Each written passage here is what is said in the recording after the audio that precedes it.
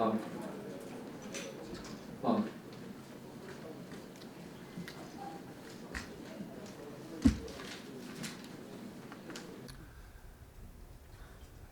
저는 이번 4.15 총선에서 경북 포항시 남구 울릉군 선거구에 자유한국당의 후보가 되고자 공천 신청을 한 김병욱입니다. 아직 선관위에 예비 후보 등록을 하지 않았고 내일 정도 고향 포항으로 내려가서 등록을 할 예정입니다. 고향에 가서 시민들을 만나기 전에 제가 공천 신청을 준비하며 며칠 밤을 설치면서 든 생각과 소회를 말씀드리고 내려가고 싶어서 감히 이 자리에 섰습니다. 저는 2002년에 대학 졸업한 학생 신분으로 한나라당 대구시지부에서 이회창 후보의 대선 캠페인을 하며 우리 당과 연을 맺었고 이듬해 국회의원 인턴 비서로 여의도에 첫 발을 디뎠습니다.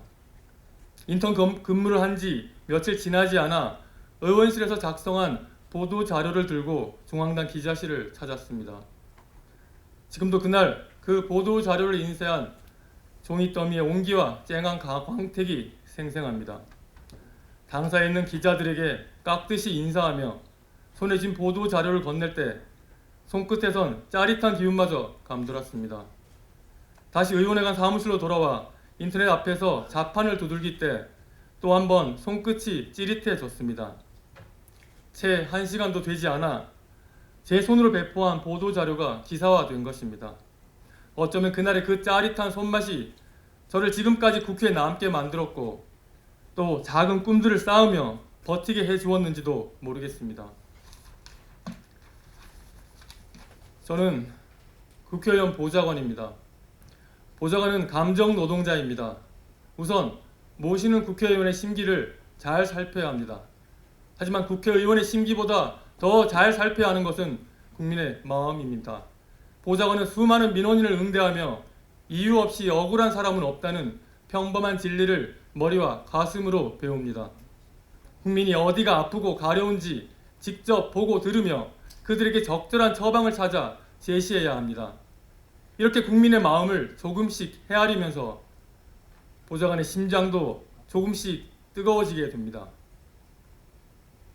그리고 보좌관은 제너럴리스트입니다. 국회의원실에서 10년 이상 근무한 보좌관들은 대개 10여 개 이상의 국회 상임위원회와 특별위원회 그리고 당의 각종 TF팀의 업무를 맡게 되고 국회에서 법이 어떻게 만들어지는지 정부 각 부처의 정책과 예산이 어떻게 만들어지고 굴러가는지 체득하게 됩니다. 이 과정에서 보좌관들이 쌓는 지식과 경험은 어느 다른 분야의 종사자들보다 더 넓고 크다 할 것입니다.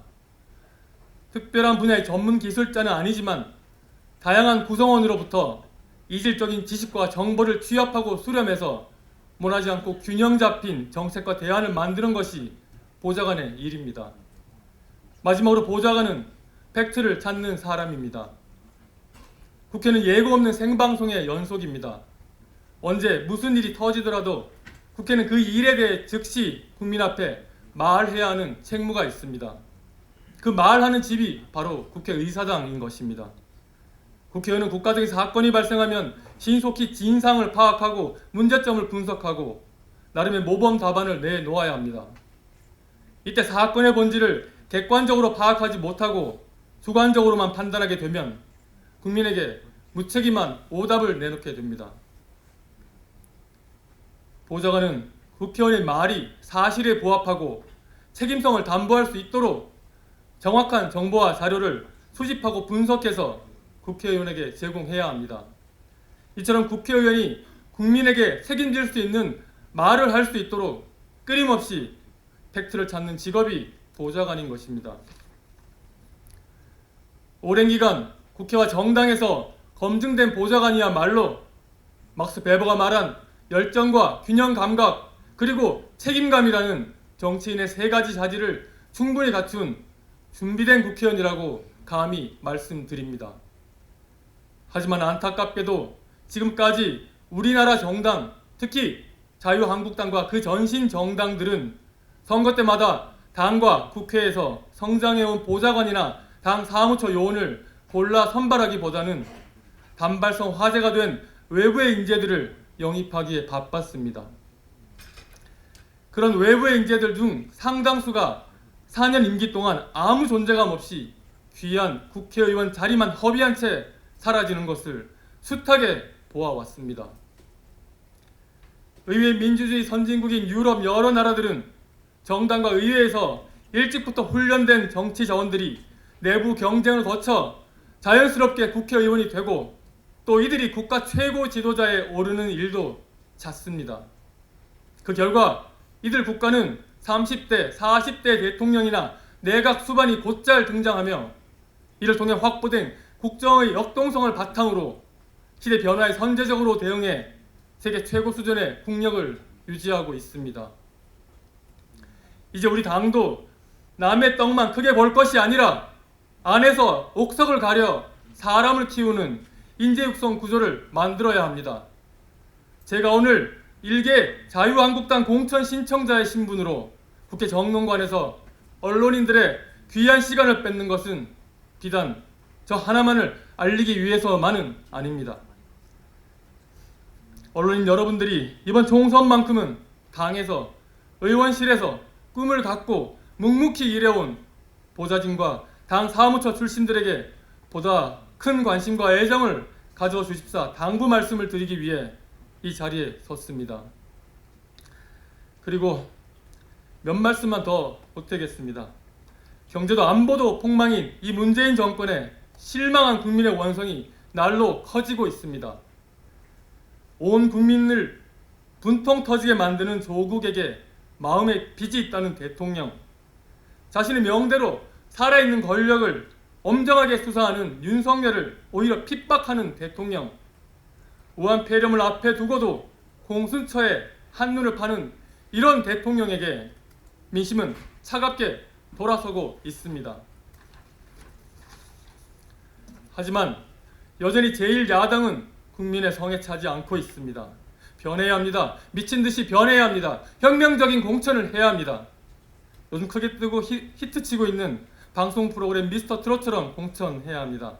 만약 미스터 트롯이 화려한 기성 가수들의 흘러간 유행가 경연장이었다면, 다시 하겠습니다. 만약 미스터 트롯이 화려한 기성 가수들의 흘러간 유행가 경연장이었다면 이렇게 성공하지는 못했을 것입니다. 재능과 실력은 있지만 아직 빛을 내지 못한 유망주를 발굴했기에 대중은 미스터 트롯에 열광했고 방송은 대박이 난 것입니다. 우리 당도 미스터 트롯처럼 흙 속의 진주를 찾아내는 공천을 해야 국민에게 감동과 기대를 주고 총선 승리도 기약할 수 있을 것입니다. 그렇지 않고 윗돌 빼서 아랫돌 회듯 현역 국회의원과 기성 정치인들을 돌려막기식 공천한다면 국민은 리모컨을 들어 다른 당으로 채널을 돌릴 것입니다. 존경하는 국민 여러분, 사랑하는 포항 시민 여러분, 저는 이제 국회의원 보좌관 경력을 미천 삼아 제 고향 포항을 싹 다 바꾸고자 합니다. 포항은 경북 제1의 도시로 포항의 변화는 TK 변화의 출발점이 될 것입니다. 아울러 국회와 당에서 제가 밟아온 청춘의 길을 등불 삼아 당의 변화와 총선 승리 그리고 정권 탈환을 위해 온몸을 바치겠습니다. 뿐만 아니라 저는 보좌관 출신으로 국회의 구석구석을 누구보다 잘 알고 있습니다. 제가 국회의원이 되면 국회의 내부 고발자가 되어 국회의 나쁜 관행과 악습을 뿌리 뽑도록 하겠습니다. 저는 지금까지 국회의원 보좌관이었지만 이제는 국민의 보좌관이 되겠습니다. 고맙습니다.